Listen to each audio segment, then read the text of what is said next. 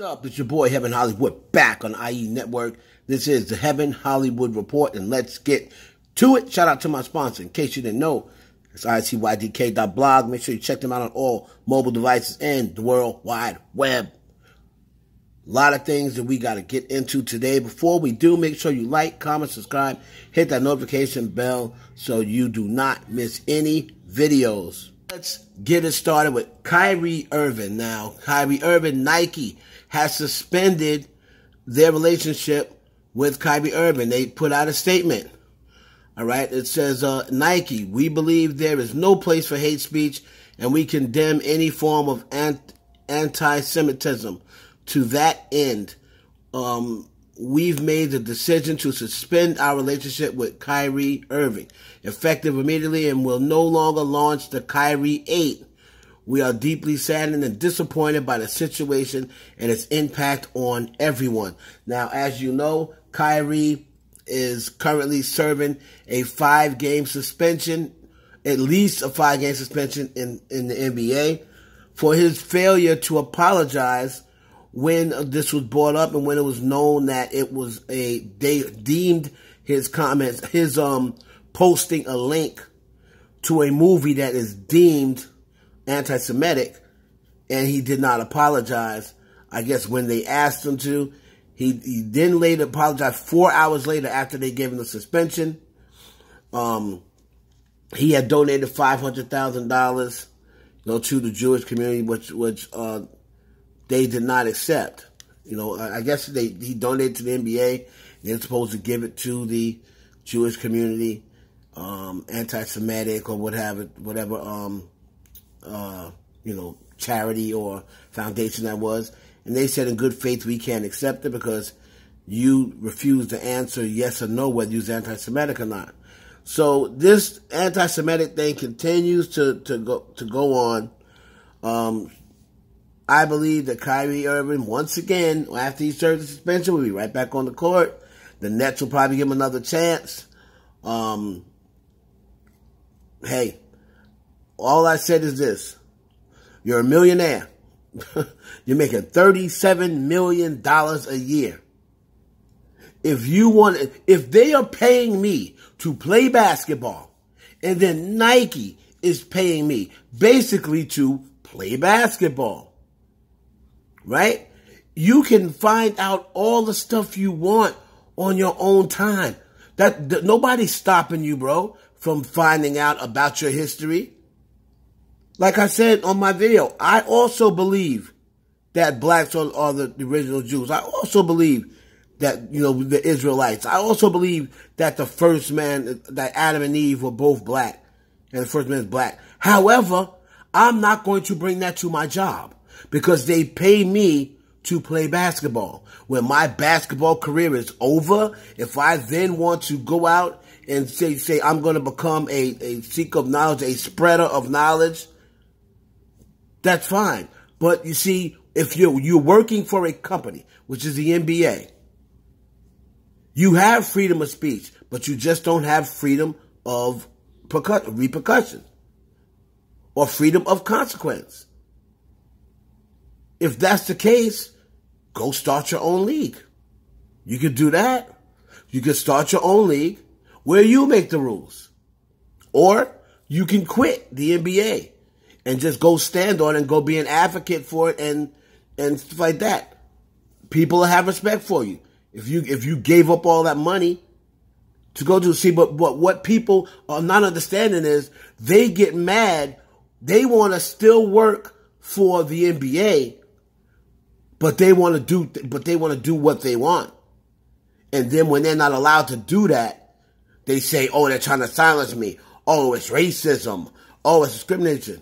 No, bro. It's called following the rules. Everyone has rules. Sorry, not sorry. And all these people that's gaslighting Kyrie Irving, more than likely, if you're working for someone, which more than likely most of us are, I don't work for anybody. So, but I have in the past. I worked for, and you have to follow rules. Sorry. It's just the way it is. Now, no one is stopping Kyrie Irving from finding out about his heritage? Nobody. Nobody's stopping him from watching. Nobody said, oh, you can't watch the movie. Watch the movie. Find out what you want to find out for yourself. Knowledge for yourself. Why do you have to spread it to everyone else? Let them find out on their own, bro. Let them find out on their own. Don't try to save everybody. You're just going to get yourself in trouble. Just find out that knowledge for yourself. Moving on. Moving on to that girl, Ice Spice. Ice Spice is on fire right now. Somebody posted, the fun fact is, Bikini Bottom has more views on YouTube than every song on Drake's new album. Has the 40-year-old queer rapper officially been replaced by the up-and-coming goddess of rap, Ice Spice? Now, hold on there. Who put that? It was Ice Spice News. Hold on there, little lady or little man, whoever's doing it. Sweetie is the goddess of rap. Thank you very much. So, after Drake made the comment, she a 10, but she sound better on mute. She good on mute. She a 10 trying to rap. She good on mute. Ice Spice had a response. She said, at least I'm a 10. Crying emoji.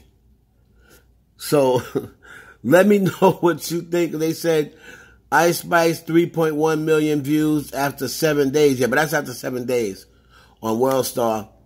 These things here with Drake is 1.3 million views after 18 hours. Y'all forgot to add that. It will not, after 7 days, Drake's views is going to well succeed Ice Spice. But do y'all think Ice Spice is the new goddess of rap? What? Moving on. We're moving on to the girl T-Swizzle, Taylor Swift. Now, it's going to be interesting to see if Drake and 21 Savage ends Taylor Swift, because as of yesterday, the top, I believe, 10 songs on Apple iTunes was all occupied by Drake and 21 Savage. May have even been top 15. I don't know if there were 15 songs in there. It was top 10 songs, Drake and 21 Savage. Now, Taylor did release some tour dates for her upcoming tour. Let's see here. Let's see what city is going to be getting Taylor Swift first. So it looks as though Glendale, Arizona on March 18th, Las Vegas, Nevada, March 25th, and then April 1st, Arlington, Texas. So it looks like Arizona, Nevada, Texas. She's going to do this tour. That's going to be U.S.-based tour from March all the way to August. And that is in the United States. She's going to end that up. She's going to end up in L.A.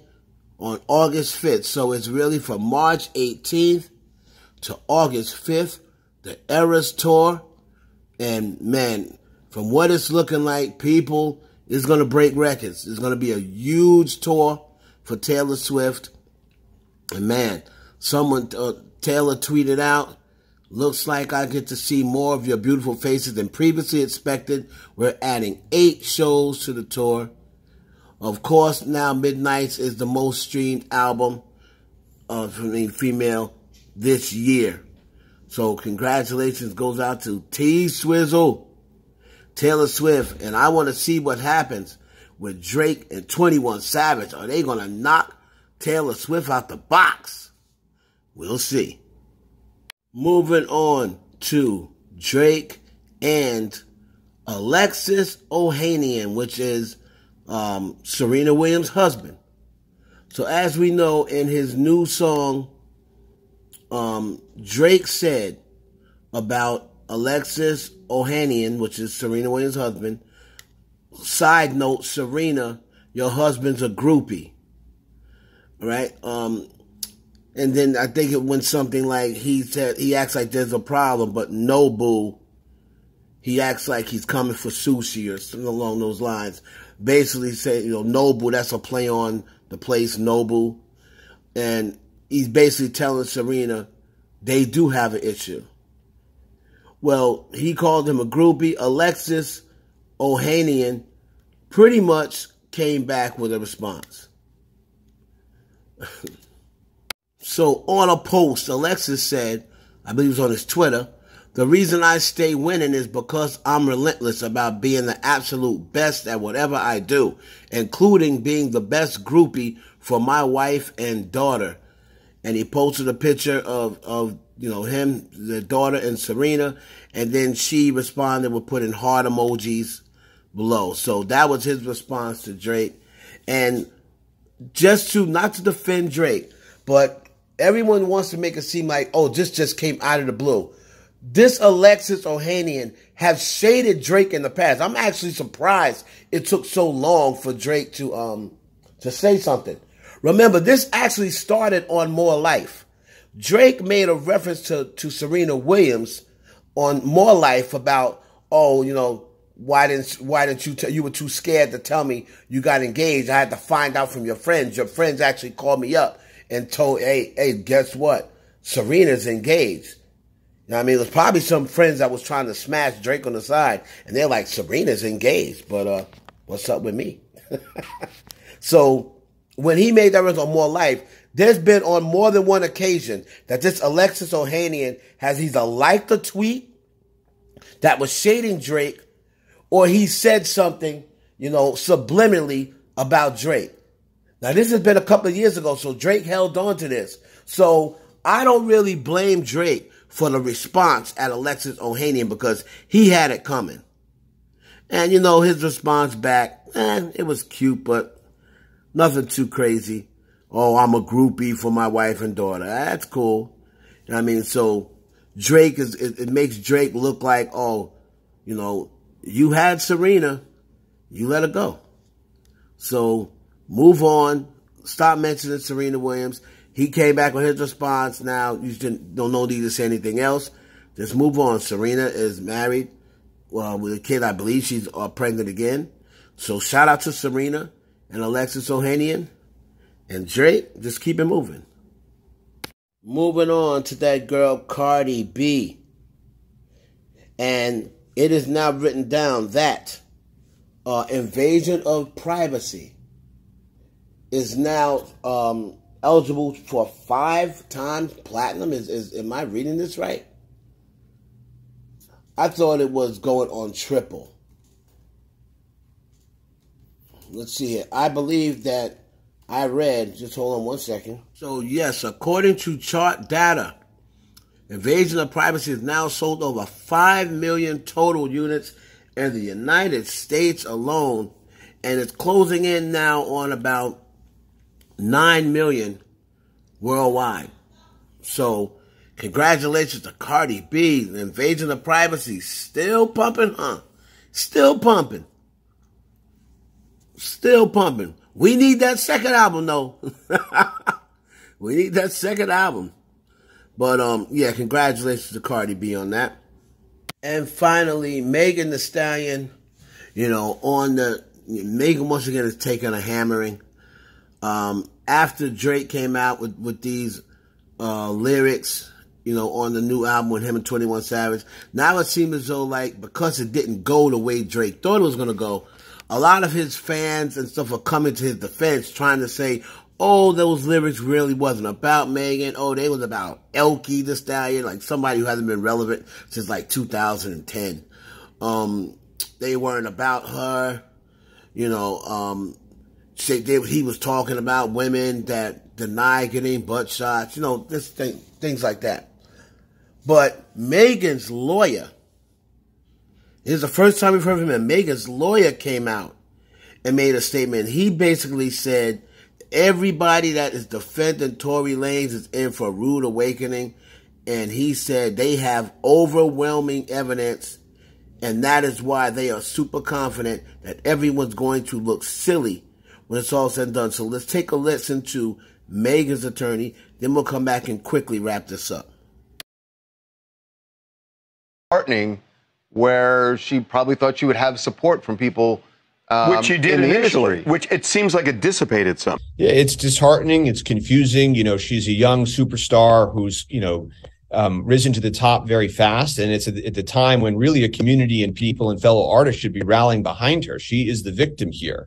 And I'm just going to tell you, and I say this as words of caution, and I know many of the folks across the industry, but those people are going to look very silly when the facts fully come out here. Very silly, and it's going to be troubling, and it's going to be a stain that stays with them. Here you have real people that know each other, that are part of an artist community, some people that I know personally, and they're saying things and taking a position on something that I just cannot fathom why they're doing that. And I just know the profound regret they're going to have when the facts and the truth come out.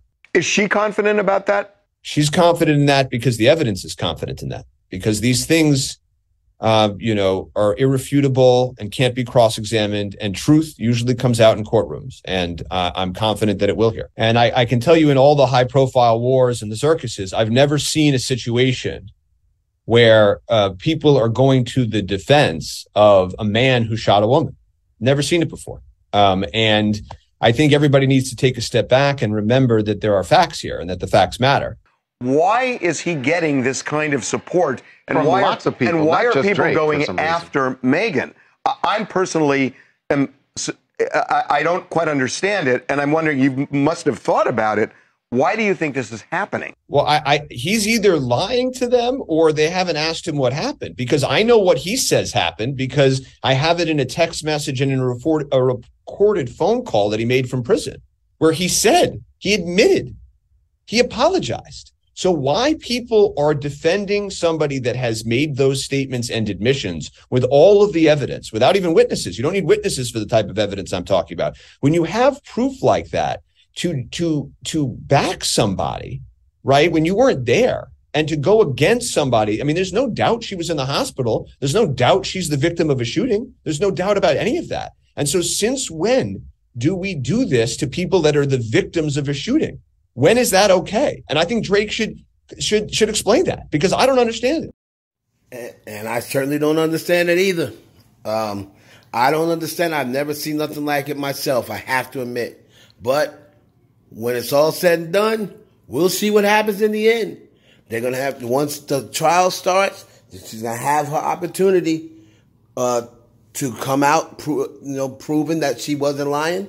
And Tory Lane's going to have his opportunity to prove that he wasn't lying. It's your boy, Heaven Hollywood, for the IE Network. Please like, comment, subscribe, and share this video with your friends.